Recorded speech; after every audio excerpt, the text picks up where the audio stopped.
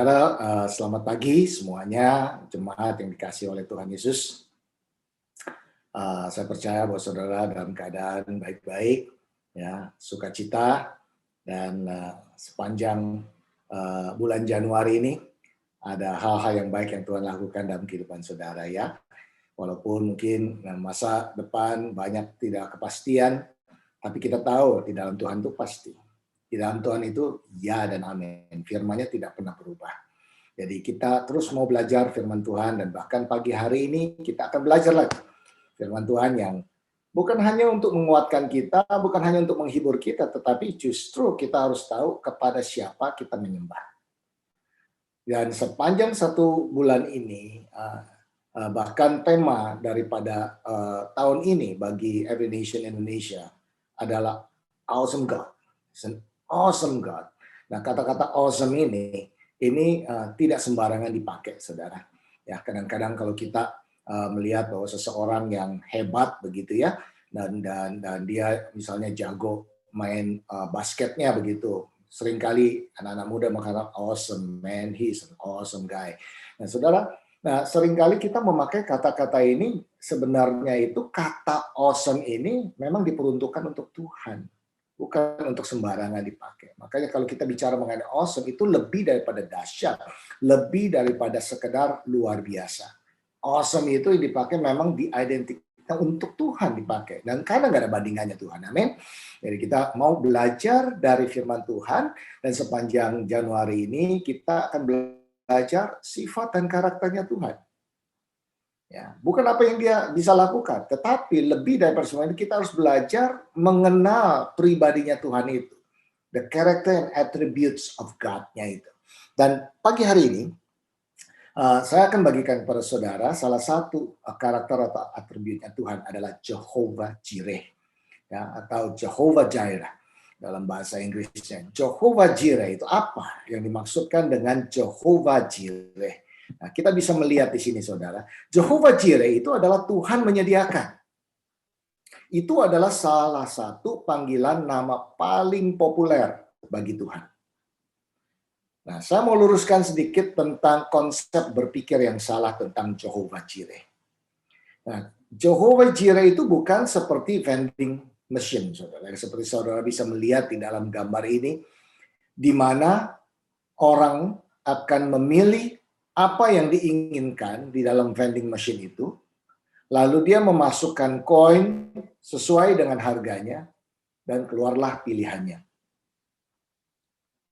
Ibaratnya, kita mau pilih berkat apa yang mau kita terima. Lalu kita bayar perpuluhan, atau mungkin kita berdoa, kalau perlu berdoa dan berpuasa, dan dapatlah apa yang kita inginkan. Saya percaya bahwa yang Jehovah Jireh itu tidak sedangkal itu. Dan kita akan belajar lebih lanjut. Mari kita lihat. Untuk memahami nama untuk Tuhan ini lebih lengkap, kita perlu kembali ke cerita di mana kita pertama kali mendengar nama itu disebut. Sebenarnya, saudara, kata Jehovah Jireh disebut hanya satu kali dalam seluruh kitab Perjanjian Lama. Di dalam kitab Kejadian, Jehovah Jireh atau dalam bahasa Ibrani Yahweh Yireh adalah sebuah tempat di tanah Moria. Itu adalah lokasi di mana Ishak anaknya Abraham diikat. Tuhan menyuruh Abraham untuk mempersembahkan putranya Ishak itu sebagai korban bakaran. Dan Abraham menamai tempat itu Tuhan menyediakan. Sebab itu sampai sekarang dikatakan orang di atas gunung Tuhan akan disediakan. Saudara bisa baca Kejadian 22 ayat 14. Di atas gunung Tuhan akan disediakan. Nah, peristiwa ini menunjukkan iman Abraham dan kepercayaan Ishak kepada bapaknya, kepada ayahnya. Abraham menamai tempat itu setelah Tuhan menyediakan seekor domba jantan untuk dikorbankan menggantikan Ishak. Nah, sebelum saya lebih lanjut, lebih dalam membeberkan ini, saudara, ada word of caution atau word of attention. tidak akan ada Jehovah Jireh di luar ketaatan dan kesetiaan sepenuhnya kepada firman-Nya. Kita pegang baik-baik firman Tuhan ini. Nah, mari kita lihat ceritanya. Abraham menerima perintah dari Tuhan.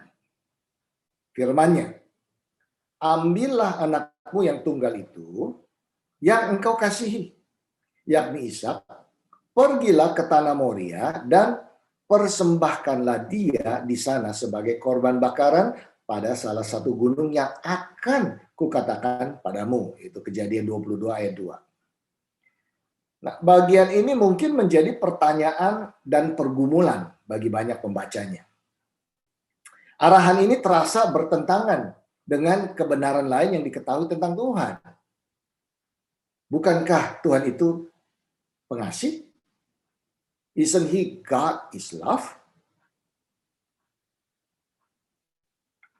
Pembacaan sepintas dari cerita tersebut dapat membuat pembaca merasa resah bahwa Tuhan memimpin Abraham dalam pengejaran emosi yang liar, atau dalam bahasa Inggrisnya wild goose chase, seperti halnya mengejar sesuatu atau seperti dongeng atau cerita yang tidak masuk akal. Abraham pergi ke lokasi yang dirahasiakan untuk mengorbankan putranya, hanya agar Tuhan menghentikannya di saat-saat terakhir.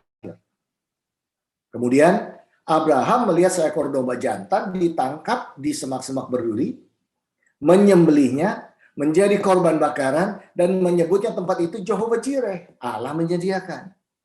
Mengapa Tuhan memperlakukan mereka seperti itu? Apakah Tuhan tidak ada kerjaan? Why? It just doesn't make sense. Nah, interpretasi itu lebih mengungkapkan tentang pembacanya daripada teks atau Tuhan itu sendiri. Nah, salah satu detail penting yang hilang dalam pembacaan itu adalah kepercayaan yang ditunjukkan oleh Abraham dan Ishak.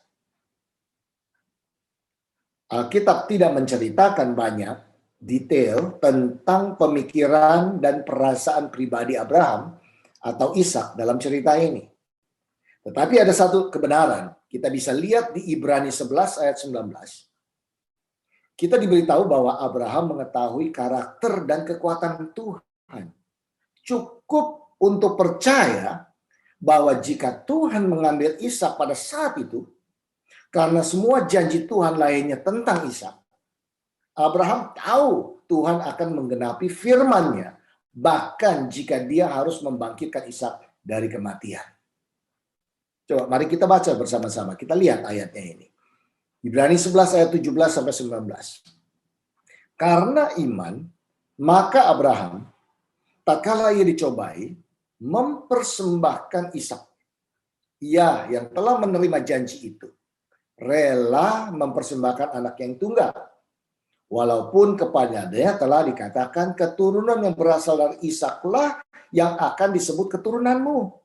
Karena ia berpikir bahwa Tuhan berkuasa membangkitkan orang-orang sekalipun dari antara orang mati. Dan dari sana, ia seakan-akan telah menerimanya kembali. Nah, saudara, Abraham melakukan tugas yang sulit. Perintah ini tidak mudah, tapi dia melakukannya dengan keyakinan di dalam hatinya. Nah, kata provide atau menyediakan dalam bahasa Ibrani juga berarti memastikannya. See to it, memastikannya. Nah, minggu lalu Pastor Raswan sudah menceritakan, memberikan firman Tuhan. Ini seperti halnya Hagar memanggil Tuhan dalam Kejadian 16 ayat 33. God sees. Tuhan yang melihat. Jadi bicara mengenai menyediakan, Tuhan juga yang memastikan, karena Tuhan sudah melihat itu. Jadi menyediakan juga berarti merasakan atau perceive and experience dan mengalami.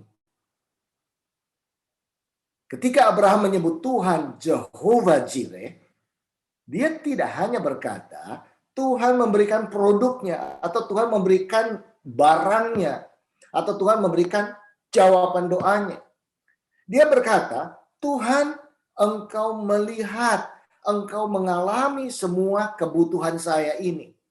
Dan engkau yang membuat persediaan untuk itu. Ini sangat pribadi, saudara. Jadi kalau kita berbicara mengenai Jehovah Jireh, there is a relationship between kita dengan Tuhan kita. Dan Tuhan mau. Tuhan merasakan apa yang kita alami. Tuhan mengalami apa yang kita alami. Dan Tuhan akan menyediakan. Dan Tuhan akan memastikan. Haleluya. Jadi sekali lagi, Jehovah Jireh tidaklah seperti vending machine atau gaji yang disetorkan setiap bulan ke rekening kita sebagaimana haknya kita untuk menerimanya. Tetapi Jehovah Jireh melibatkan perasaan daripada pemberinya. Pengalaman saya semasa masa remaja di Singapura, lalu melanjutkan studi saya di Kanada.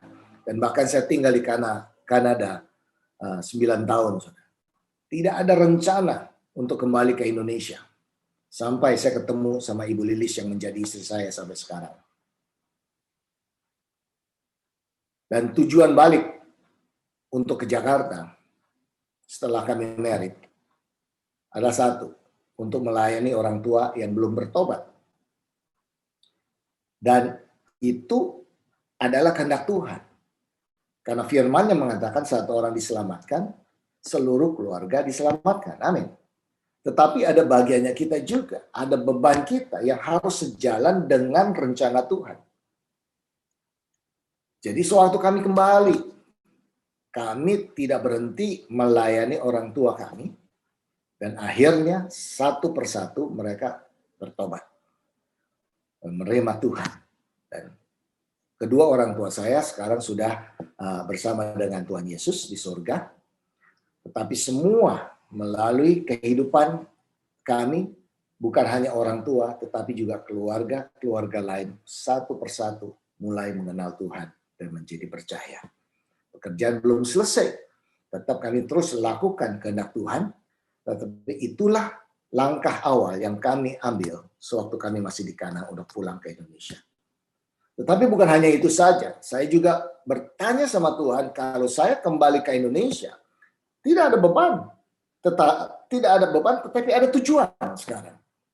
Dan saya bilang sama Tuhan, Tuhan sebagaimana Engkau memakai aku untuk memulai persekutuan, dari persekutuan anak-anak muda Indonesia yang berkumpul mengenal Tuhan dan menjadi gereja saat ini di Toronto. Nah, sewaktu kami kembali ke Indonesia, Tuhan, saya punya beban juga untuk menjangkau anak-anak muda untuk supaya mereka juga punya kesempatan mendengar Tuhan dan menjadi percaya.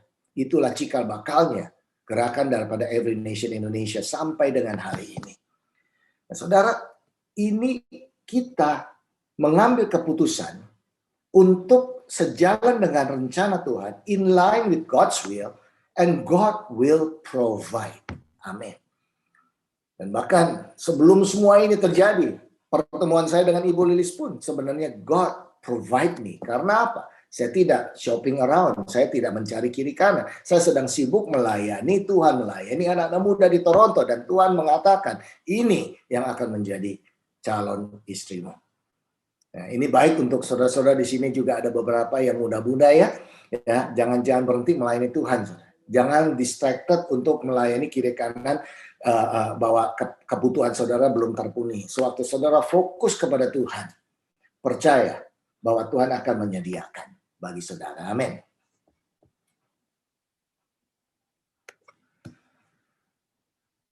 Nah, God's ultimate provision. Nah, perikop ayat ini saudara, sebenarnya yang tadi kita baca tentang cerita Abraham, ini adalah salah satu cerita bayangan paling jelas dari pekerjaan Yesus Kristus. God's ultimate provision. Tuhan tidak hanya menyediakan bagi Abraham, tetapi dia juga menyediakan anak satu-satunya sehingga barang siapa yang percaya kepadanya tidak binasa, tetapi memperoleh hidup yang kekal. Yohanes 3 ayat 16. Jesus is our provision. Yesus adalah provisi kita. Ada satu perbedaan antara cerita pengorbanan Abraham dengan pengorbanan Allah Bapa. Kita tahu bahwa ceritanya Abraham, begitu Abraham mengangkat pisaunya untuk mau membunuh anaknya, malaikat Tuhan memberhentikan niatnya itu. Tetapi tidak ada yang mencegah Allah Bapa melihat anaknya dibunuh di kayu salib.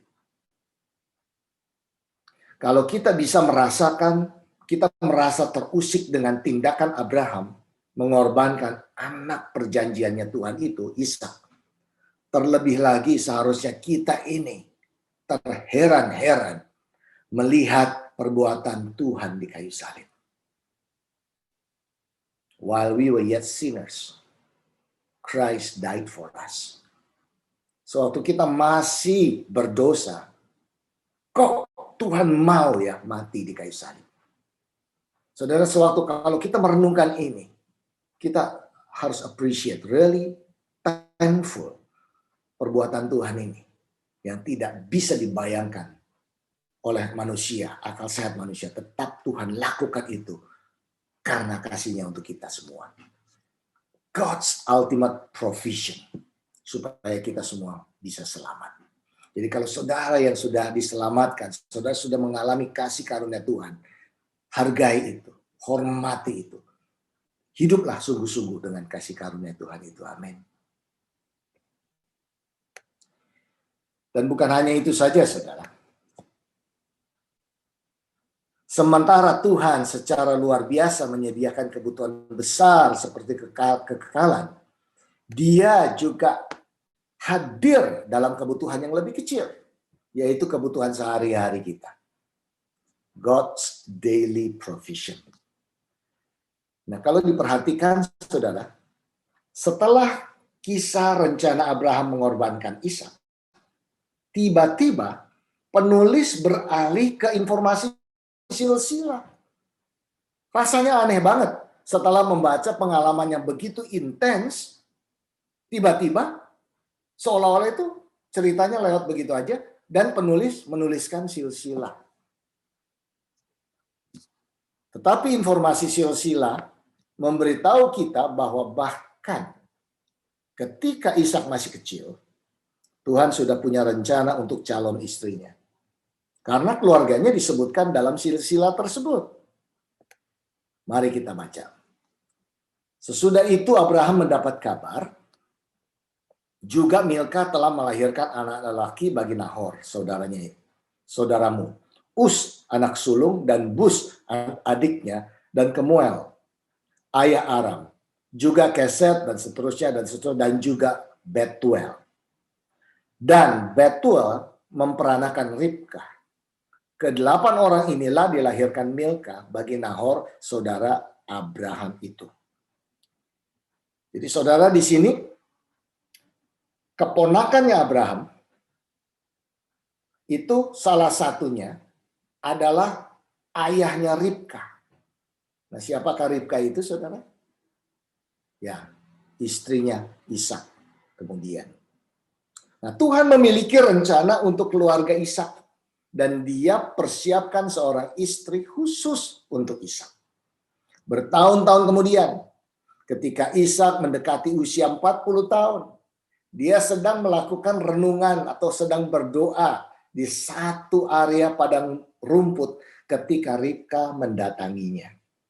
Dan Tuhan memenuhi hati Ishak dengan kasih untuk wanita muda yang akan menjadi istrinya. Keduanya menjadi bagian dari garis keturunan Kristus. Haleluya. Ya, saya ulangi tadi yang saya mau sampaikan kepada anak-anak muda. Saudara, kalau mau mendapat pasangan hidup, bukan mencari di pasar, saudara ya. Dan bukan di pasar bahkan yang lagi ada salesnya, saudara. Kalau saudara mencari-cari seperti itu, yang dapat saudara nanti bukan yang terbaik dari Tuhan. Ya, bahkan juga kepada yang muda-muda di sini, yang laki, ya pria-pria di sini, saudara nggak perlu cari-cari tulang rusukmu, oke?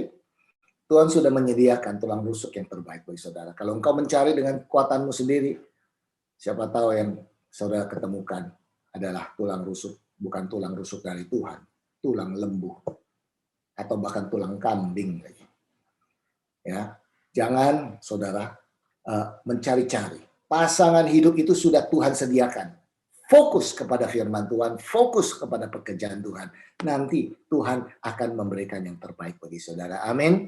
Jadi mulailah masuk dalam ruang doa, saudara. Kita ada ruang doa nasional, bahkan untuk Kelapa Gading ada ruang doa Sumatera, terlibat juga Kelapa Gading di sana, saudara. Mulai berdoa di sana.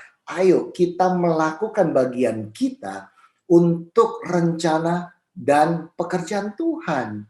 Tuhan percayakan kepada jemaatnya untuk melakukan ini. Tuhan sudah memberikan kuasanya, otoritas sudah diberikan. Ayo kita lakukan. Don't worry about your future. Ya, Tuhan tahu. Sebelum engkau memikirkan, Tuhan sudah sediakan juga yang terbaik bagi saudara, ya. Jangan settle for less. Kita fokus kepada firman Tuhan. Dan bukan saja itu, saudara, kalau bicara mengenai Jehovah Jireh, lihat bagaimana Tuhan melakukan pekerjaan ini di dalam kehidupan Abraham, Ishak. Bukan hanya berhenti sampai mereka. Justru dari keturunan mereka ini Tuhan pakai, bahkan mereka masuk dalam garis keturunan Kristus. Ada rencana Tuhan yang lebih besar, dan Tuhan memakai manusia untuk melakukan perkara-perkara yang besar di kemudian hari. Siapa tahu Tuhan akan memakai saudara juga. Sebagaimana Tuhan juga memakai saya. Dan saya terus terbuka untuk Tuhan pakai. Demikian juga saya mendorong setiap jemaat terbuka untuk Tuhan pakai kehidupan saudara. Untuk supaya apa yang Tuhan sudah sediakan, rencana Tuhan yang lebih besar, yang bahkan melebihi daripada hidup kita ini, bisa terjadi. Karena kita taat dan kita setia. Amin. Tuhan menyediakan. Tuhan telah membuat janji kepada Abraham tentang anaknya Ishak.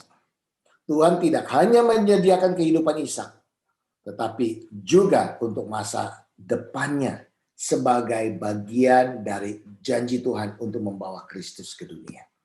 Dari kebutuhan jiwa kita yang besar untuk masalah seperti keselamatan dan pengampunan dosa, hingga kerinduan hati kita akan pasangan hidup, Tuhan menyediakan. Tuhan menyediakan. Tuhan memastikan karena Dia sudah melihat. Dan Tuhan beserta dengan kita.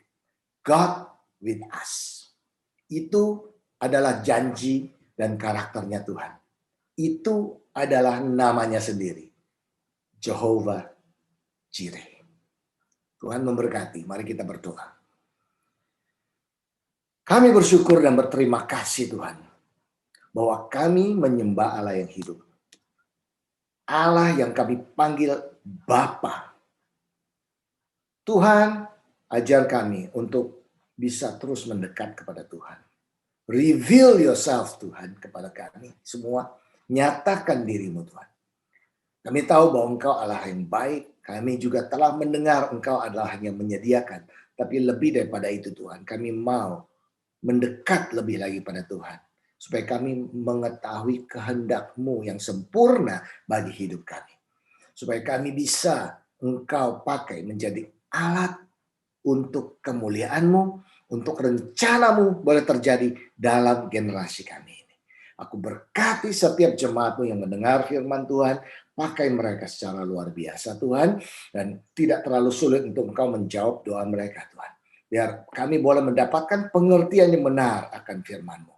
Dan sehingga kami hidup ini lebih berarti, dan sungguh-sungguh Tuhan, nama Tuhan dipermuliakan melalui hidup kami. Terpujilah nama-Mu Tuhan, di dalam nama Yesus Kristus kami berdoa. Amin. Tuhan berkati. We are standing here on holy ground. Our hearts in awe of you, we bow down.